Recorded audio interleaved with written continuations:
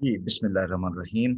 नहीं जी, बच्चों ये वो वीडियो है जो बहुत से बच्चे डिमांड कर रहे थे और बार-बार ये सवाल कर रहे थे कि वोकैब्युलरी का क्या सीन है?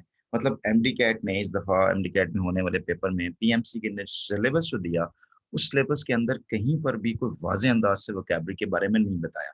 मतलब ये है कि वोकैब्युलरी कहाँ से आएगी और वोकैब्युलरी की लिस्ट नहीं दी है और बच्चे बहुत से कन्फ्यूज़ हैं, बहुत से लोग बड़े अपसेट हैं इस हवाले से कि कहाँ से वोकैब्युलरी क्यों, कहाँ, कब और कैसे आने वाली है।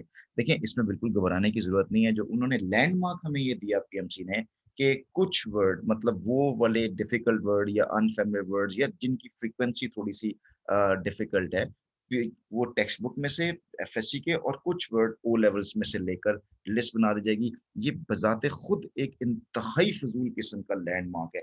अब इसका क्या मतलब है कि ओ लेवल की तो वोकैब्युलरी स्पेसिफ़िक है ही नहीं।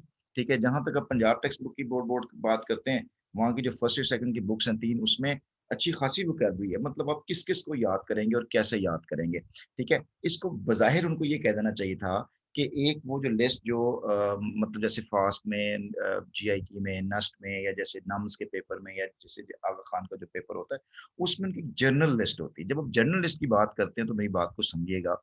जनरल लिस्ट से मुराद ये होता है कि जब ये वोकैब्युलरी बनाई जाती है, डिक्शनरी एस्टेब्लिश की जाती है, तो याद रखिएगा Oxford University, Cambridge University, Oxford dictionaries, Cambridge dictionaries और बहुत सी जो लॉन्ग मैन डिक्शनरीज़ हैं, इनके पास एक जो है ना वो थिसॉरस होते हैं या उनके पास एक लफ्ज़ यूँ कहते हैं कॉर्पस एक वर्ड होता है।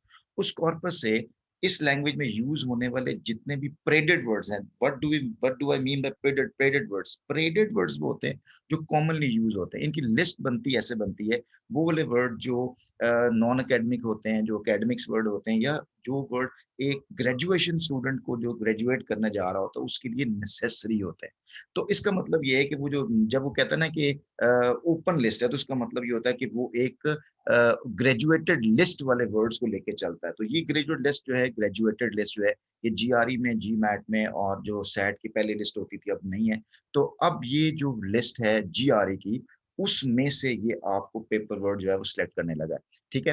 अब वो जनरल वोकैब्युलरी से मुराद क्या है कि वो कोई सा भी वर्ड ओ लेवल्स के अंदर या टेक्स्ट बुक के अंदर से वर्ड उठाकर आपको दे सकता है। कैसे दे सकता है? या एक हेड वर्ड देगा और नीचे आपके 4 ऑप्शन देगा, बताएगा कि कौन-सा ऑप्शन ठीक है या वो सेंटेंस कंप्लीशन में दे सकता है। जैसा भी वो दे, कुछ भी दे, आपको मैंने टेक्निक्स अगर आपको पता हो मतलब अगर आपको ये पता हो कि वोकैब्युलरी को डील कैसे करना है, तो आप 1 लाख से ज़ायद वर्ड्स याद कर सकते हैं। मैं एक छोटी-सी टेक्नीक आपके साथ शेयर करने लगा हूँ। ये वर्ड आपके सामने इंट्रोस्पेक्शन है।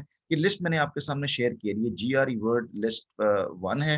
इस तरह की 5 लिस्ट्स हैं। ये वो प्रेडेड वर्ड्स हैं, फ्रीक्वेंटली यूज्ड वर्ड हैं, जो ग्रेजुएट होने वाले जो बच्चे हैं, इन्होंने ग्रेजुएशन में दाखिला लेना है, उनको ये लफ्ज़ आने चाहिए। इनको एकेडमिक वर्ड्स भी बोलते हैं और ये एकेडमिक वर्ड्स जो है ना ऑक्सफोर्ड, कैम्ब्रिज, लॉन्गमैन्स और ये इन्होंने मुश्तरका तौर पे ये वर्ड्स बनाए हुए हैं। तो ये लफ्ज़ आपको हर सूरत आने चाहिए। इन लफ्ज़ों को याद कैसे करना है इन और इसके लिए मैंने आपको टेक्नीक आपको याद है मैंने टेक्नीक बताई थी आपको ग्रास पीटी की टेक्नीक थी, जिसमें अनफैमिलियर वर्ड्स को आप कैसे तय करते हो? अनफैमिलियर वर्ड्स को आप देखते हो कि इसका रूट वर्ड क्या है, इसका पार्ट्स ऑफ स्पीच क्या है और इसका जो टोन ऑफ द वर्ड क्या है। तो हमें इंट्रोस्पेक्शन से पता चलता है कि आई-ओ-एन से खत्म होने वाले वर्ड क्या होते हैं? नाउन होते हैं। इंट्रो का मतलब और स्पेक्ट का मतलब जानते हैं आप कि इंस्पेक्शन करना, इंस्पेक्शन करना मतलब ये है कि छान-बीन करना। तो इंट्रोस्पेक्शन का मतलब हुआ the person who talks about himself जो अपने बारे में बात करता है। अच्छा अब आपको ये मीनिंग पता चल गया, आपने दूसरी ये बात करना है कि जैसे आपको मीनिंग पता चल जाए, जैसे भी आप पता कर लें, डिक्शनरी देख लें या तुक्का लगाएँ या उसका कोई ना कोई लिंक बनाएँ। लिंक बनाने के बाद आपने अपने आप से ये पूछना है कि भाई इसके अलावा और कौन से वर्ड यूज़ होते हैं इंट्रोस्पेक्शन के? तो आप डिक्शनरी देख सकते हो, आपको पता चलेगा यार सेल्फ एग्जामिनिंग भी इसका वर्ड होता है। इसका मतलब ब्रूडिंग भी होता है, इसका मतलब जो है ना इंट्रोवर्ट भी होता है, इसका मतलब जो है पेंसिव भी होता है या ये 4 ही वर्ड है, इससे ज़्यादा कोई मतलब इंट्रो का मतलब होता है इंट्रोवर्ट और introvert introspection the one who keeps on thinking about himself examining himself यार मेरे क्या चीज़ हो रही है। सोचों में जो गरक रहता है उसको इंट्रोस्पेक्शन कहते हैं। तो वो सेल्फ एग्जामिनिंग हुआ, ब्रूडिंग का मतलब ग्लूमी सैड हुआ, इंट्रोवर्ट है तो क्वाइट रेटिसेंट और टैसिटर्न है, पेंसिव का मतलब keep on thinking most of the times sad gloomy के मानों में आता है। इसका जब आपको मीनिंग पता चल जाए तो बेटा ये वर्ड आपके वर्ड हो जाते हैं। इन लफ्ज़ों को अप्लाई करें और सेंटेंस बनाएँ। He had always had his moments of quite introspection.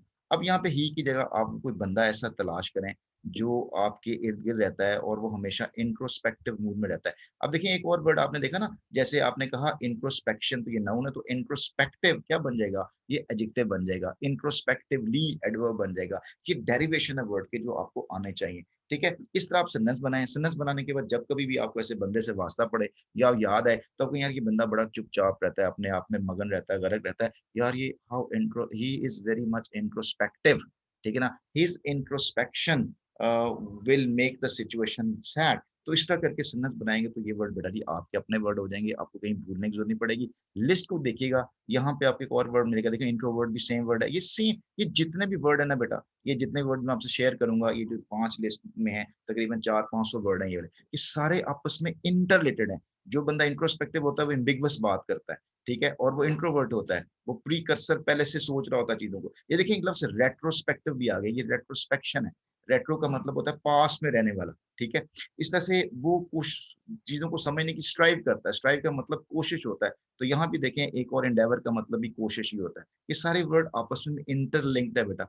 इस तरह से बाज़ का चीज़ें बड़ी एग्रावेट हो जाती हैं, मतलब बहुत ज़्यादा चीज़ें गुंजलक का शिकार हो जाती हैं। देखो एग्रावेट का मतलब लिखा हुआ है, ठीक है? उसको एंटाइस किया जाता है, अट्रैक्ट, अल्यूर। अब ये वाले वर्ड आप एक दफ़ा सुकून से बैठ जाएँ, मीनिंग्स आपके सामने दिए हुए हैं, इसको अंडरस्टैंड करें और फिर देखेंगे यार ये वर्ड आपको आते हैं कि नहीं आते, ठीक है? तो ये लिस्ट जो मैंने आपके सामने ये डिस्क्रिप्शन में आपको मिल जाएगी, ये लिस्ट उस बच्चे को मिलेगी जो मुझे टेक्स्ट करेगा कि सर मुझे वाक़ई ये लिस्ट दे दें, ताकि मैं एक दफ़ा गो थ्रू कर लूँ। जब आप गो थ्रू कर लेंगे तो मैंने तरीका आपको ये बताया हुआ है, इन लफ्ज़ों के मीनिंग जानिए, लिंक बनाएँ, दोस्ती करें, ये सारे अनफैमिलियर वर्ड हैं। बेटा ये डिफ़िकल्ट नहीं हैं, these are not difficult words, they are unfamiliar words. ये जनती वर्ड है, इसलिए जनती वर्ड है कि आपने कभी ना देखा, ना सुना, ना आपने ना देखा है, ना सुना है, ना कभी खाया है, ना कभी पिया है।